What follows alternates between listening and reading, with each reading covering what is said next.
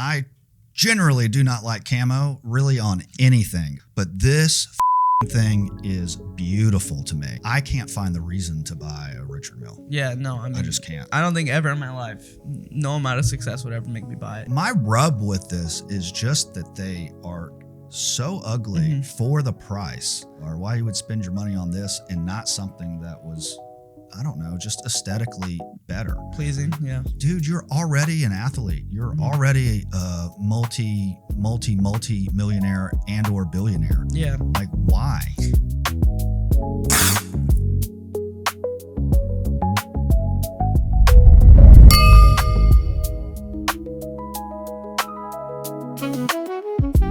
Welcome to episode 28 of Between the Lugs, everybody. We are back. Today's a interesting episode. We're going to talk about some underrated watches of 2026, among some other things, some questions that we have over at thewatchpros.com from you members who we love dearly and love answering so many questions.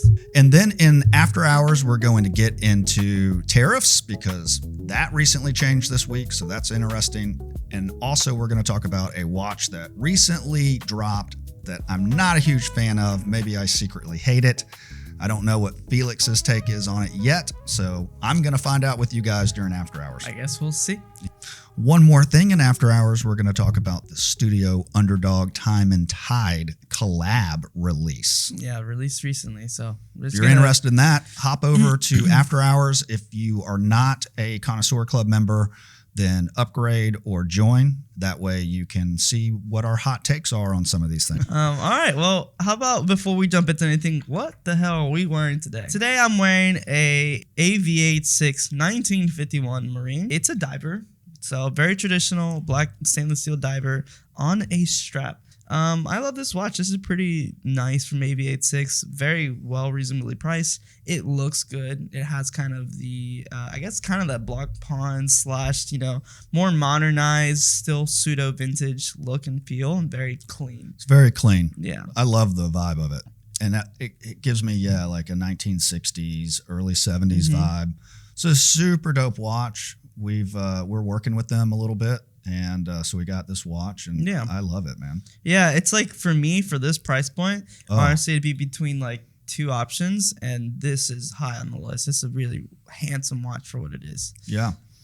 I am wearing my Patek 5230P. It's a World Time, and it's got a micro rotor in the movement. It's pretty cool. So that's my first micro rotor. It's just a really cool watch, man, and I get a lot of compliments on it, surprisingly. It's one of the few watches that people, I think, notice sometimes. Yeah. It's a very interesting, different watch. And honestly, out of all the potential watches you showed me that you could have gotten at that time, this is a good choice. Yeah, really for sure. Thanks, man. I appreciate that. All right. Well, do you want to jump into today's segment, which is underrated watches of 2026? Yeah, I'm excited about some of these, man. Yeah, let's look at some of these gems, or maybe not so gems. Right. I don't know. Let's see what we have. Okay, well, the first one, what do we have, Jason? This is the Yema Wristmaster Slim Small Seconds Camo. Wow. And I'm going to say I generally do not like camo really on anything, but this fucking thing is beautiful to me. And I think it's really cool how they got the camo on it. They laser engraved it. So I believe that depending on the intensity of the laser created that pattern in different colors. It's pretty dope, man. It's called a military snow camo motif, and it's powered by their movement CMM.29. So, yeah. Yeah, I'm not a fan of camo. I'm not necessarily a huge fan of this watch. I would prefer it to be like all white. Honestly, I think an all white version of this would look freaking fantastic. But I appreciate it. Again, I'm not a huge camo person either. I like this Arctic snow camo because it's very neutral. But if this was anything else, I think the pattern is pretty subtle and it's neutral. Yeah. So I think it looks really good.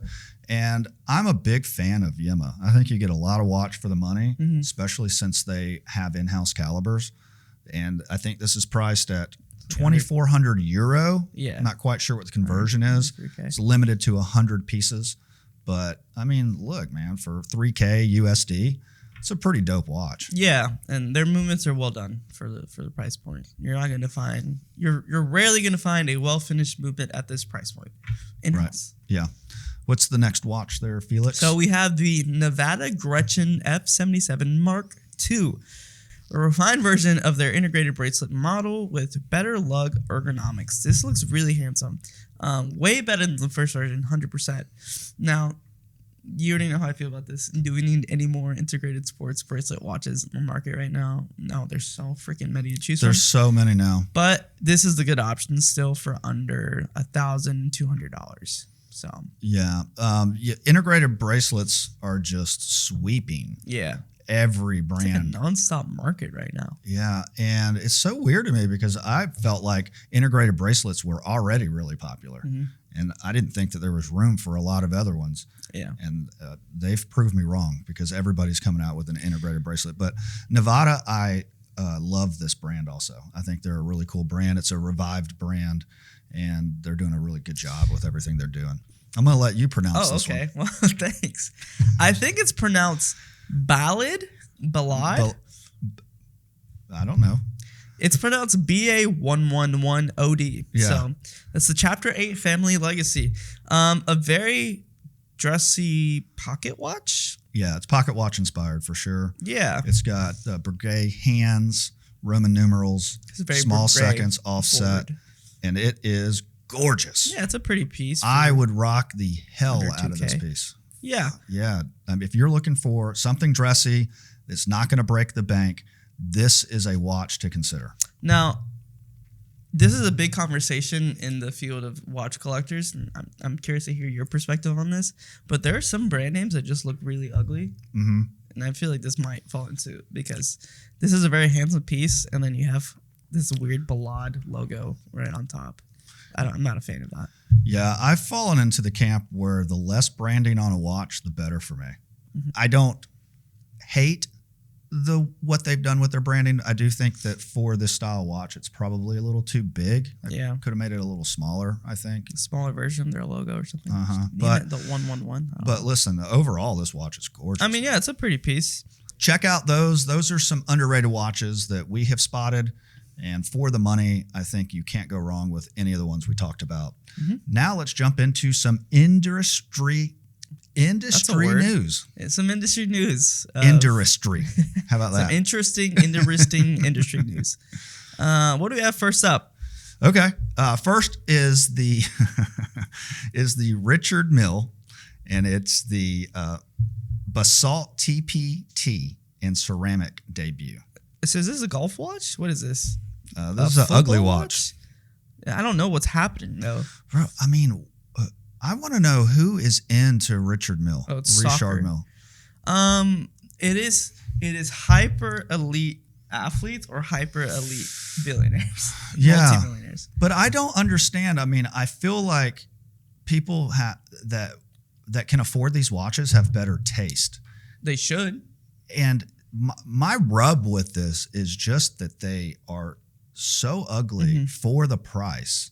And I don't understand why you would spend, I don't care how rich you are, why you would spend your money on this and not something that was, I don't know, just aesthetically better. Pleasing, yeah. I get the hype and it's like, oh, he has that on. But dude, you're already an athlete. You're already a multi-millionaire and or billionaire. Yeah. Like, why? I think it's the status quo. You know, like there are some cars that are way too expensive that don't necessarily look good. Now, I could argue a lot of those very expensive cars still look much better than RM by fields. But I think it's like yeah, you're right. Like just a flex. Like I have the money to buy this. I can't find the reason to buy a Richard Mille. Yeah, no, I mean, I just can't. I don't think ever in my life, no amount of success would ever make me buy it. If you know anyone who has bought one, or maybe for some reason you have bought one, a real one. Yeah, if you have one, hit us up in the comments. Let us know. I got to know. Maybe I want the insight. I think this next topic is really interesting. Yeah. I know that you were hyped up about this when you saw it. Yeah, it's cool. The topic is pop culture and gaming collaborations within the watch space. And so the first one that we have here is what? Yeah, ladies and gentlemen, we have a Hamilton collab with Resident Evil Requiem. I'm gonna nerd out for just a second because this is one of my favorite game franchise ever that's ever existed. So it's very cool to see the marriage of gaming and a huge franchise like Resident Evil collab with such a huge brand like Hamilton, American, first, but Swiss now. Still, this is a very, very cool concept, and the watch itself is decent. I'm not gonna say it's a watch that I would buy, but it is a watch that I would look at and be like, yeah, that's cool. If someone had it on the wrist, I would appreciate it. I think the interesting take is, how do you feel about gaming and streetwear collaborations within the watch space? Is it appropriate? Yeah, I think in the last 10 to 15 years, because of the demographic changes, I think people who are now my age, when we were younger, we were playing games or whatever, but it was kind of not seen as hip or cool or urban or streetwear or whatever. You would have basketball, and athletes be the definition of what was kind of cool at the time. And I think the older that we got, the more common it got, the more brands are recognizing that, and it's seen as more acceptable. And also, there's a big demographic. There's gonna be people. This has always been a thing that, the gaming community aside, it's always been a thing with them that if you collab a shirt, a hat, shoes, whatever, the fan base that it's gravitating to is not always just the shoe market. It is now opened up. So I think this is what Hamilton's doing, is they understand that there's a huge fan base. Are they all going to buy this watch? No. But there's going to be a good amount of people, a very good amount of people that are going to see this and be like, I don't own a watch. I don't even know what a Hamilton is, but I want to buy this. Yeah, I think you hit it on the point. And also in this same space, Seiko has collaborated with a lifestyle brand. I believe it's just called HUF. Correct me if I'm wrong. Yeah, correct. For a green time sonar inspired limited edition. I think this watch looks pretty good. I would never buy this Hamilton, me personally. No. But I could see myself, I wouldn't buy this watch, but I could see myself, depending on where I was in my collecting journey, I would be attracted to that watch. Seiko? I think that it's smart because we already know, as the audience and collectors, that younger people are buying watches. Mm-hmm. And I believe that this is a great way to introduce younger collectors into the hobby. Yeah. And get them interested in horology and get them interested in watches. For me, they're probably never going to be watches that I would buy, but I love the collaboration aspect to expand those different people in and out of different niches. Yeah, I think the more that you collaborate outside of the watch world, you're going to see way more entry of different collectors come in. Sometimes they do a good job. Sometimes the execution is really bad. But, that's part of experimenting. Sometimes you just don't hit the mark, right? Well, up next, we have a watch by Citizen, specifically a collaboration with the artist Second. Second? Second. I don't know, Seconde. I think it's Second. With Seconde. Yeah. For me, a lot of Citizen watches, even the hyped ones, are boring. Never would buy one in a million years. I could consider buying this. This is so different. This gives me a Kill Bill vibe a little bit. I guess because of the sword, and slicing through the indexes. This is such a cool concept. I like it a lot. Yeah, is this in collaboration with Roadblocks or something? No, but this Minecraft. Minecraft? The katana watch. No, I don't think it is. No. Okay. It that's the vibe that it gives me. It's got to be something like that for sure. I think it's the artist. It's just the artist's rendition of secondhand slicing through. It'd be cool to see this. I don't know if they have another color. I just see it in blue. Another integrated bracelet, but that's a little more old school. Sure. Because it's not the way that we look at integrated bracelets now. Really. Yeah. But it's another integrated bracelet. Looks good though. And I don't know what's the price on this. I don't know if we have the price, but if this is under $1,000, let's say probably $600. I don't think that's $600. You think it's more? No, Josiah, can you look up the price? Yeah, let's do a fact check on pricing. Oh shit! Wow! Yeah, I told you. You said $600? Yeah. So $500. Not bad at all. Makes sense, and this is an entry level line. Honestly, out of all the collab watches we've seen, I really like this. This is one I would buy. Okay. You'd buy that? Yeah, 100. I'm not going to, but I would. Okay. Well, it's only $500, man. It's the first Citizen that I would jump consider. in. So. I think Citizen has a lot of cool pieces, man, especially their solar stuff. Next segment. Now we're in our member Q&A. Woo! I know. We have a lot of questions. Kind of stoked about this, really. Yeah.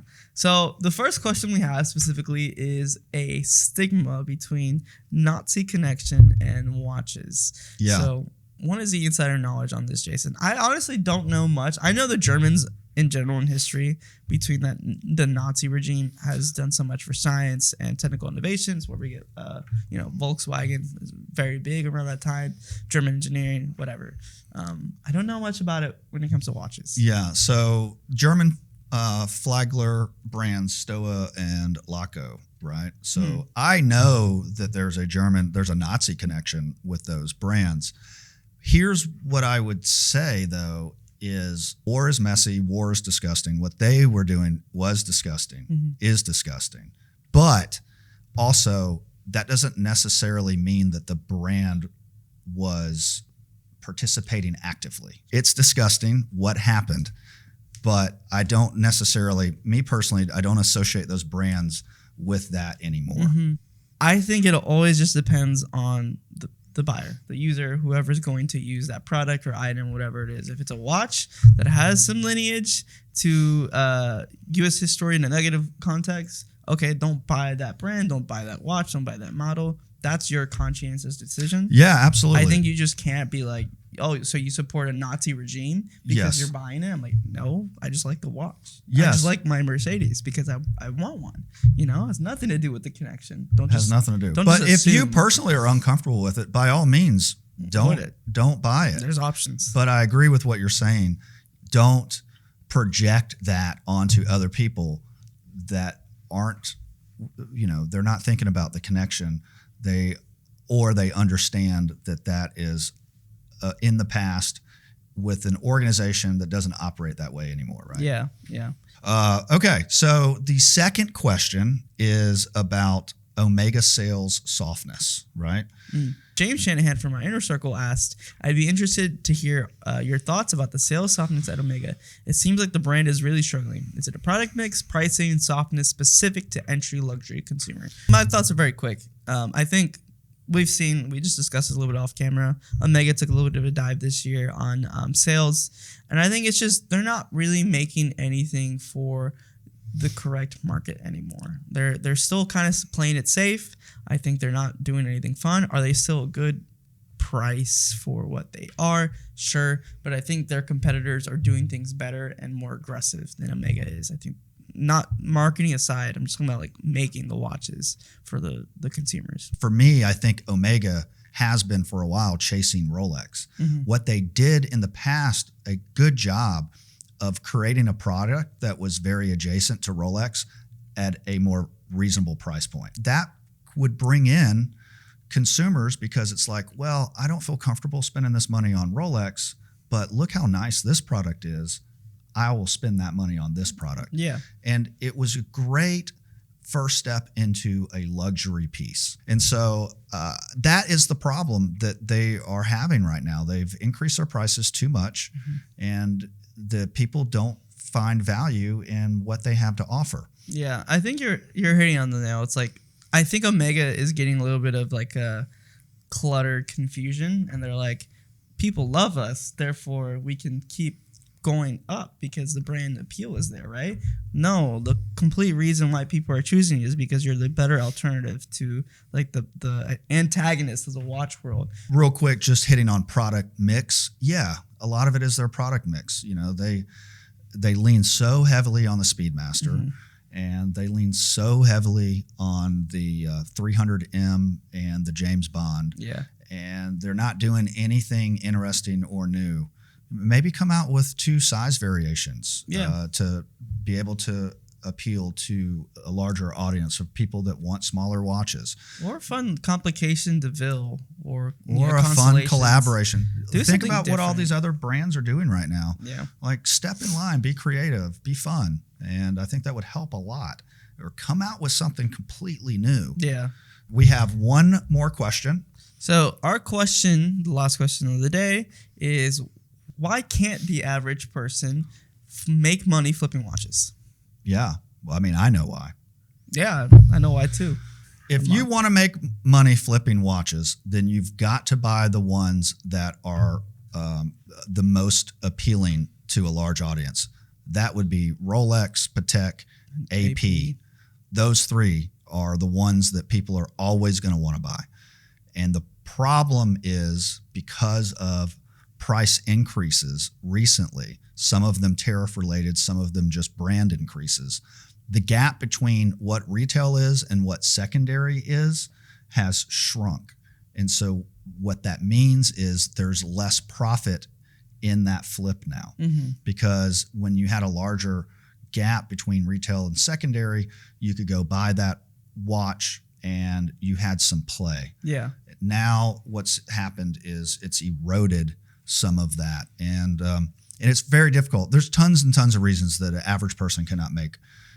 It's just the fact that you need a lot of money so you can have inventory, and it's the quick flip that's going to be able to have you turn that money. Yeah.